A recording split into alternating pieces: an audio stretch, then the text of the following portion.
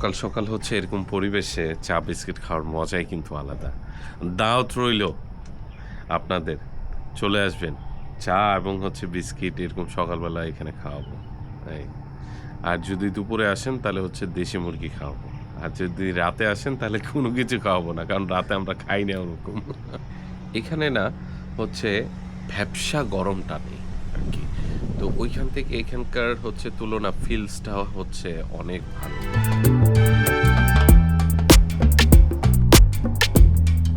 What's up people? This is me Adi Omio. Welcome back to my channel. Good morning. এখন সকাল 7টার মতো বাজে। আমি ঘুম থেকে উঠেছি প্রায় হচ্ছে 6টার দিকে। ঘুম থেকে উঠে আমি আজকে প্ল্যান করলাম যে আজকে একটু নিজেকে সম্পূর্ণ সকালটা সময় দেব। একদমই হচ্ছে চুপচাপ নিরিবিলি থাকার একটু চেষ্টা করব, হালকা একটু হচ্ছে মেডিটেশন করব। এগুলো কমপ্লিট করলাম আজকে। আমি নর্মালি ঘুম থেকে উঠে যে মানুষ যা ডেইলি রুটিন করে এগুলো দেখাতে চেয়েছিলাম, বাট আমি চাইছিলাম একটু নিজেকে সময় দিই। এরকম দেখেন, একদম নিরিবিলি একটা পরিবেশ, কোনো শব্দ নেই, কোনো কিছু নেই, পাখির বাসা। বাট ঢাকা শহরে কিন্তু এরকম নিরিবিলি পাওয়াটা একটু দুষ্কর। বাট সকালবেলাটা তাও একটু হচ্ছে ঠান্ডা থাকে বা চুপচাপ থাকে, নিরিবিলি থাকে। আমি চিন্তা করলাম যে আমার ইউটিউবে তো ভিউ ওরকম হয় না, কারণ আমার ইউটিউব চ্যানেলটা হচ্ছে বাইপাস হয়ে গেছে। মানে ওইটা ওঠাটা অনেক কঠিন ব্যাপার। মিনিমাম 3 to 6 মান্থস লাগবে হচ্ছে উপরে উঠতে। আগে একটা ভিডিও দিলে সাথে সাথে ওই সময় অনুযায়ী অনেক বেশি ভিউ হতো সাথে সাথে। এখন তো দেখা যায় যে 50টা ভিউ আসে না। পরে আমি চিন্তা করলাম যে কেন দিব ভিডিও, কি করব না। পরে না, ভিউ হচ্ছে কি হয় না সেটার দিকে আর আমি তাকাবো না। আমি ভিডিও দিতে থাকবো।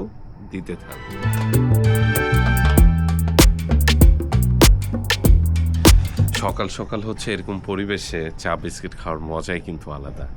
দাওয়াত রইল আপনাদের, চলে আসবেন। চা এবং হচ্ছে বিস্কিট এরকম সকালবেলা এখানে খাওয়াবো। এই, আর যদি দুপুরে আসেন তাহলে হচ্ছে দেশি মুরগি খাওয়াবো। আর যদি রাতে আসেন তাহলে কোনো কিছু খাওয়াবো না, কারণ রাতে আমরা খাই না ওরকম। ওটা আঙ্গুর এতদিন হয়নি, এখন আবার হুট করে হওয়া শুরু হইল না? ও কেটে দেওয়ার পরে হয়েছে। আঙ্গুর হবে এটাতে?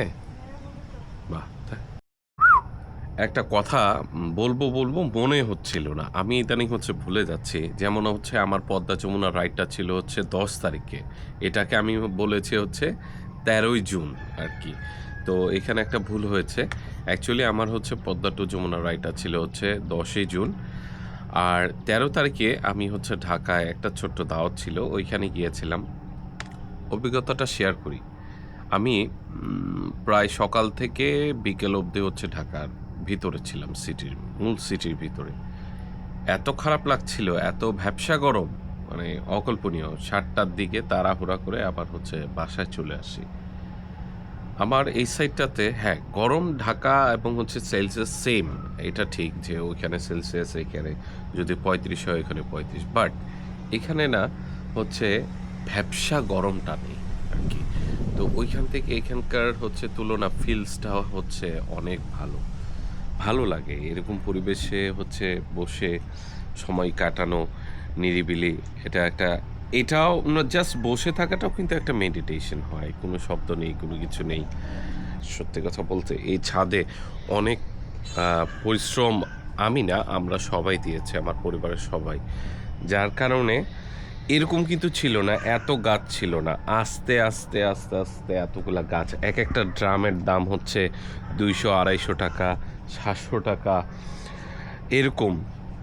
তো এই গাছ একবারে হয়নি, আস্তে আস্তে আস্তে আস্তে হয়েছে। আমি এর আগে কয়েকবার হচ্ছে নেটিং করেছিলাম, ছিঁড়ে গেছে। এখন যে নেটটা করেছি পারফেক্ট হয়েছে। সো ওইটাই আমি চিন্তা করলাম যে আস্তে আস্তে হবে, যা হবার হবে, কিন্তু আস্তে আস্তে হবে।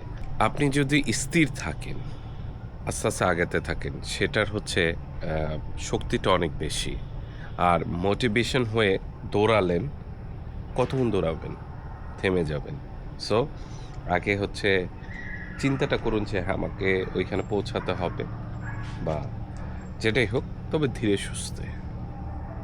আমি একটা জিনিস বারবার ভুলে যাই, সেটা হচ্ছে যে আমি ইনডোর এবং আউটডোর যখন শ্যুট করি সেটা হচ্ছে কিছুটা সেটিংস এখানে হচ্ছে চেঞ্জ করে দিতে হয়, নাহলে কালার টোনটা ভালো আসে না। আমি এখন কিছুক্ষণ আগে যেটা আমি কথা বলেছিলাম সেটা হচ্ছে আউটডোর শ্যুট অনুযায়ী, এখন ইনডোর শ্যুট অনুযায়ী কথাটা বলছি। যাই হোক, যেটা আমি বলতে চাচ্ছিলাম সেটা হচ্ছে যে আমি মাত্র হচ্ছে সকাল থেকে যে হচ্ছে শ্যুটটা করেছি সেটা হচ্ছে আমি এডিট কমপ্লিট করলাম। আজ হচ্ছে বৃহস্পতিবার 19শে জুন। আমার পায়ের অবস্থা হচ্ছে মোটামুটি মাশাআল্লাহ ভালো আছে আল্লাহর রহমতে, আলহামদুলিল্লাহ। আমি আজকে হচ্ছে অফিস করব, এখন অফিসে যাব।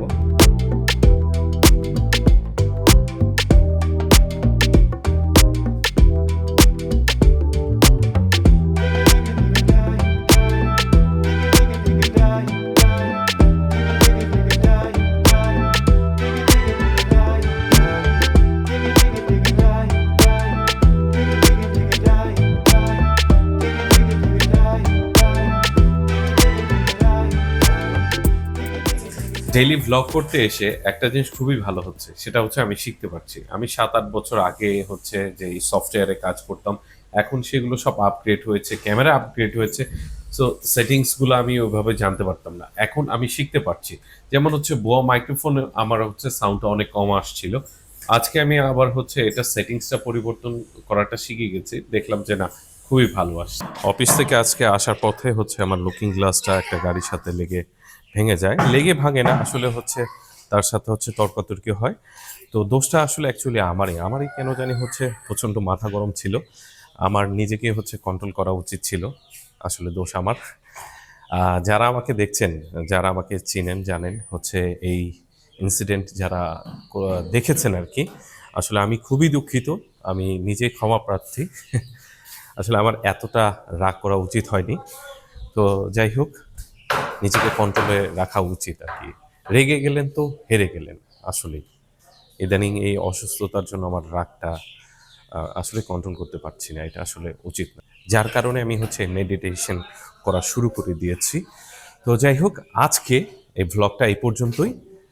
সে পর্যন্ত সবাই ভালো থাকুন, সুস্থ থাকুন, নিরাপদে থাকুন। আল্লাহ হাফেজ।